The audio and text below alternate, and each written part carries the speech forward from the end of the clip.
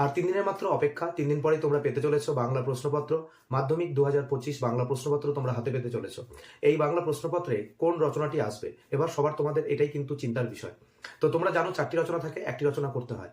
তো 4টি রচনার মধ্যে আমি বলবো সবার আগে তোমরা বিজ্ঞান বিষয়ের উপর একটি রচনা অবশ্যই দেখে যাবে।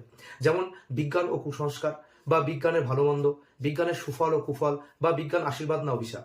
এই 4টি রচনা যদি তোমরা দেখে যাও, 4টি কিন্তু একই রকমের রচনা। এই 4টি রচনার মধ্যে যে কোনো একটি রচনা কিন্তু তোমাদের পরীক্ষার প্রশ্নপত্রে এবছর থাকছেই। অবশ্যই এই 4টি রচনা তোমরা ভালো করে একটু পয়েন্টগুলো দেখে যাবে, যেন এখান থেকে তোমরা করতে পারো। দ্বিতীয় গুরুত্বপূর্ণ একটি যে রচনা রয়েছে এবছর, সেটা হচ্ছে বাংলা উৎসব। অনেক টেস্ট পরীক্ষায় আমরা দেখেছি যে টেস্ট পরীক্ষার প্রশ্নপত্রে এই বাংলা উৎসব প্রশ্নটি রয়েছে। তো এটিও কিন্তু একটি বেশ গুরুত্বপূর্ণ একটি রচনা রয়েছে। এছাড়া তোমরা 3 নম্বরে অবশ্যই কোনো একটি কিছুর আত্মকথামূলক একটি রচনা কিন্তু পেতে চলেছো। সে নদীর হতে পারে, গাছের হতে পারে, কলমের হতে পারে, কোনো একটি রাস্তার হতে পারে, যে কোনো কিছুর আত্মকথামূলক রচনা কিন্তু অবশ্যই তোমাদের আসতে চলেছে।